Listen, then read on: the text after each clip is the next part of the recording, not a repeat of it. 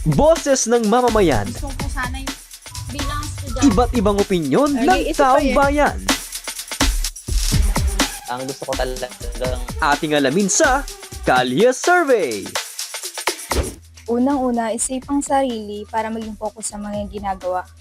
Pangalawa, pag-iimbak ng mga pagkain para may magamit sa tag-ulan. Pangatlo, mag-charge ng mga cellphone ng mga flashlight upang may magamit sa emergency. Pangapat, sa mga medisina na pwedeng magamit natin. Panglima is yung mga mahalagang importanteng mga documents, papeles na pwede nating maisalba in case na dumating ang tag-ulan. Ting nababalitaan namin na may paparating na sama ng panahon, ang ginagawa namin yung basura. Iniipon namin lahat ng kalat, mga dahon para hindi magbaha sa mga irrigation, sa mga kanal-kanal. Pangalawa, aagahan namin yung paglalaba. Kaya importante lalo pagka may pasok ang mga bata. Pangatlo, sinisigurado namin na itong bahay kubo namin naka-fix sa isang place para hindi madala ng hangin o lakas ng ulan o bagyo.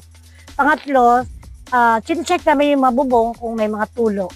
At saka ganoon na rin, kapag tag-ulan o parating ang bagyo, nagba-brown out. So, nag-iipon kami ng tubig. Pero ngayon dahil flowing na kami, hindi na kailangan na mag-ipon pa kami ng tubig. Before, gano'n ang ginagawa namin.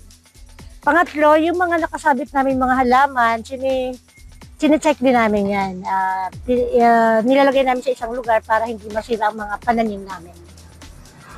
Pang-apat, siguro, sinesave din namin yung mga flashlight, mga food, hindi naman siguro problema pa rin namin kasi kailangan mag-stocks.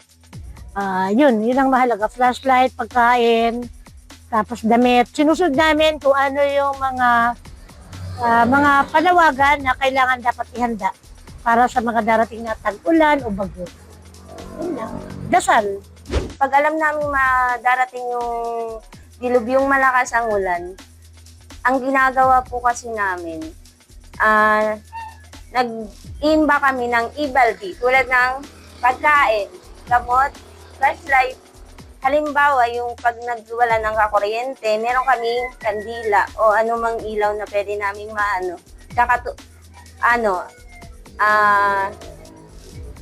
radyo din para makinig kami ng balita na kung mawala man ng kuryente, ganun. Ang ginagawa po namin, ma'am, una naglilinis kami sa bakuran namin, tapos yung mga kanal namin para tuloy ang daloy, para hindi may stack up yung tubig. Kaya yun po ang paghahanda namin din. Sinasabi ko pa rin sa mga kabarangay na ganoon din ang gawin nila para pagdating po ng kalamidad na tag-ulan, maayos po yung tubig ang daloy. Mag-stock ka ng pagkain, magtanim ka ng mga gulay sa bakuran.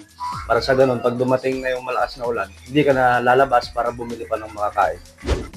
Siyempre, una namin gagawin is, tatakpan namin yung mga may butas na bubong, and then, pag may kasamang hangin, pupupukan namin ng pako para mas matibay. And next namin is, naghahanda or nag-aayos kami ng mga pagkain, yung mga madaling lutuin like, mga dilata, noodles, ganon. And, syempre, para, just in case na mag-brown out, hinahanda na din namin yung mga ilaw, mga ganon. And, next naman is, hinahanda na din namin yung mga gamot, just in case na mayroong magkasakit sa amin para mas maging handa na din sa paparating na lakas ng ulan. Una-una, siyempre, sa bahay, kailangan mong kumpunihin yung bubong, halimbawa, baka mayroong kinulang na pako. Kailangan mong pukpukan kahit pa paano, siyempre baka lumipad, tangayin ng malakas na hangin o kaya ipo-ipo. Sa bakuran naman, paligid mo, siyempre,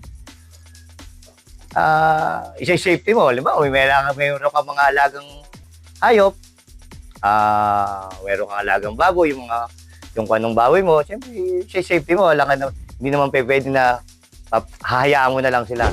Usually, ang hinahanda namin sa parating na pag-ulan is yung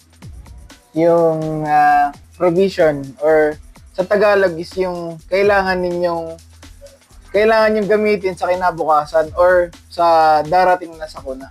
Yun.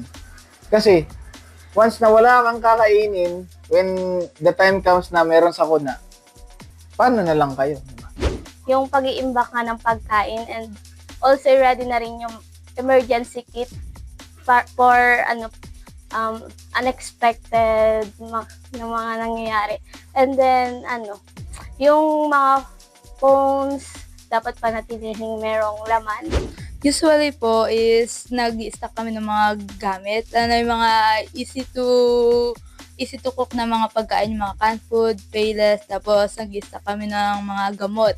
Then for the, naman po, yung mga, kumbaga, batteries for flashlight, tapos yung solar, po, para sobrang helpful niya for the rainy days kasi, di ba, nag-ano lang siya ng sun.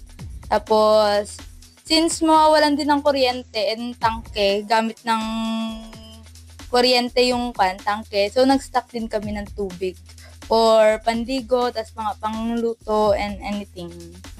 Boses ng mamamayan, Gusto ko sana yung bilang estudyante. iba't ibang opinyon ng taong bayan. Ang gusto ko talagang Ating alamin sa Kalye Survey.